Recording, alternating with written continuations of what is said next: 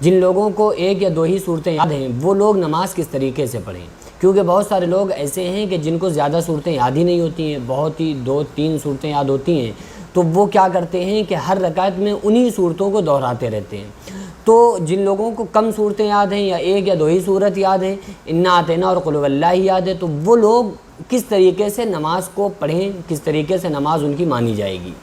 سب سے پہلے آپ یہ سمجھ لیں کہ قرآن مقدس کا نماز میں پڑھنا تو ضروری ہے کہ جب تک آپ قرآن نہیں پڑھیں گے جب تک کہ آپ کی نماز ہی قبول نہیں ہوگی۔ تو جن لوگوں کو 2 یا 1 صورت یاد ہے، سب سے پہلے میں انہیں یہ کہوں گا کہ ان کو چاہیے کہ وہ کم سے کم 10 صورتیں سورہ الم تری کیف سے لے کر سورہ فیل سے لے کر والناس تک کی 10 صورتیں یاد کر لیں۔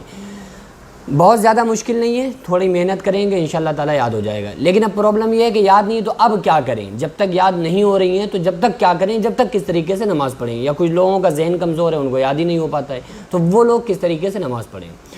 تو اگر آپ کو 2 صورتیں یاد ہیں، مثلا آپ کو یاد ہے قل یا ایھا الکافرون اور آپ کو یاد ہے قل ھو اللہ احد، یہ 2 صورتیں آپ کو یاد ہیں، تو آپ پڑھ رہے ہیں فجر کی نماز، اب اس میں آپ کو 4 رکعت پڑھنا ہے اور آپ کو سورت 2 ہی یاد ہے، تو آپ کیا کریں کہ پہلی رکعت میں قل یا ایھا الکافرون پڑھیں، دوسری میں قل ھو اللہ احد پڑھیں۔ پھر آپ جب فرض پڑھیں تو اس میں بھی اسی طریقے سے پڑھیں، ایک رکعت میں پہلی رکعت میں قل یا ایھا الکافرون پڑھ لیں، دوسری میں قل ھو اللہ احد پڑھ لیں۔ لیکن اس طریقے سے نہیں پڑھنا ہے کہ پہلے آپ قل ھو اللہ احد پڑھیں بعد میں قل یا ایھا الکافرون پڑھیں، پھر اس سے ترکیب بگڑ جائے گی، ترتیب بگڑ جائے گی۔ ترتیب کا بہت ہی زیادہ خیال رکھ کے نماز کو پڑھنا چاہیے۔ پہلے جو صورت پڑھ رہے ہیں وہ پہلے ہو اور تھوڑی بڑی ہو،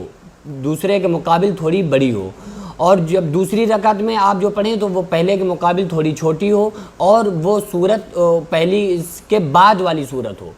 تو اس لیے اگر کسی انسان کو 1 یا 2 ہی صورت یاد ہے تو وہ چاہے وہ عشاء کی 17 رکعت پڑھ رہا ہو، ظہر کی 12 رکعت پڑھ رہا ہو، تو وہ جو صورتیں اس کو یاد ہیں وہ انہی کو نماز میں دہراتا رہے، اس طریقے سے اس کی نماز ہو جائے گی، کوئی پرابلم نہیں ہے، نماز پڑھنا جائز ہے اس طریقے سے، اور اس کے اوپر کوئی گناہ نہیں ہے، کوئی عذاب نہیں ہے۔ لیکن یہ سوچ کر نماز کا چھوڑ دینا کہ ہمیں یاد ہی نہیں ہے تو ہم کس طریقے سے پڑھیں، یہ بہت بڑا گناہ ہے۔ تو یہ سوچ کر نماز چھوڑ دینا کہ ہمیں یاد نہیں، ہم کیا کریں، ہمیں پڑھنا ہی نہیں آتا، ہمیں صورتیں نہیں یاد ہیں، نماز کا طریقہ نہیں یاد ہے، تو اس سے آپ کی جان نہیں چھوٹ سکتی۔ آپ کو یاد نہیں ہے تو آپ یاد کریں، نماز نہیں یاد ہے تو پھر آپ نماز کو سیکھیں۔ بہرحال یہ ہے کہ نماز پڑھنا تو فرض ہے ہر انسان کے اوپر،